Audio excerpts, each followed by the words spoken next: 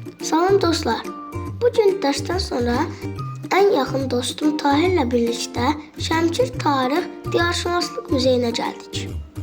Gəlin birlikdə içəri daxil olub bu maraqlı məkanı kəşf etməyə başlayaq. Muzey daxil olanda ilk öncə böyük bir rəsm əsəri ilə qarşılaşdıq. Bu rəsm Şəmkirli rəssam Fərman Hüseynovun toy əsəridir. O bu miniatür üslubunda əsəri bir il ərzində işləyib hazırlayıb. İçəridə bizi ilk olaraq qədim icma dövrünü əks etdirən bir cuşa qarşılayır. Burada insanların heykəlləri sərgilənir və onların oddan istifadə etdiyi göstərilir.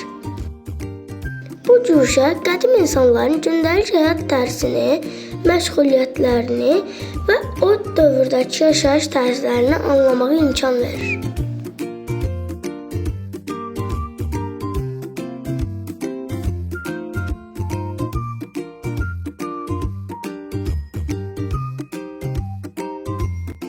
Bu kiçik ev nümunəsi orta əsrlərdə Azərbaycan kənd yaşayışının tipik memarlığını əks etdirir.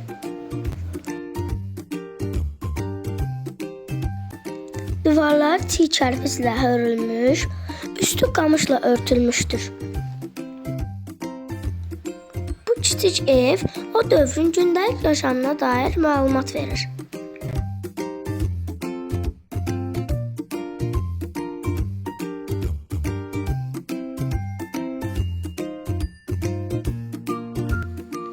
Burada 19-cu əsrə aid çoban paltarı, yapıncısı, papağı və digər əşyalar nümayiş olunur.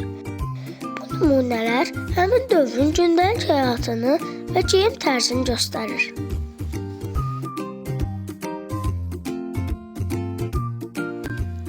Qədimdə insanlar dini halilər etmək üçün müxtəlif heyvan şəkilli qablar hazırlayırmış.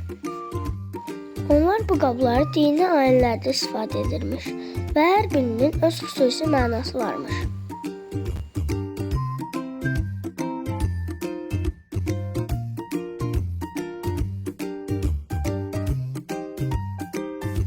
Bu divarda Şəmkir qalasının təsvirini görə bilərsiniz.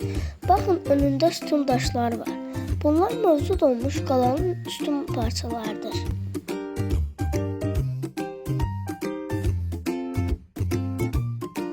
Eksponatların arasında qədim bəzək əşyaları da görürük.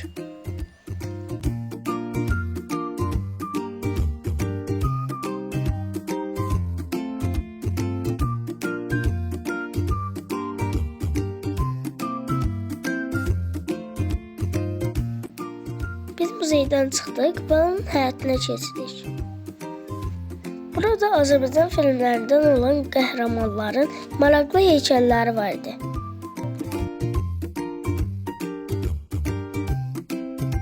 Hər bir heykəl çox maraqlı görünürdü. Biz bugün burada həm əyləndik, həm də tariximiz və keçmişimiz haqqında maraqlı məlumatlar öyrəndik. Əziz dostlar, siz də gəlin, həm gününüzü maraqlı keçirin, həm də yeni şeylər öyrənin. Keçmişimizi bilsək, gələcək daha işıqlı.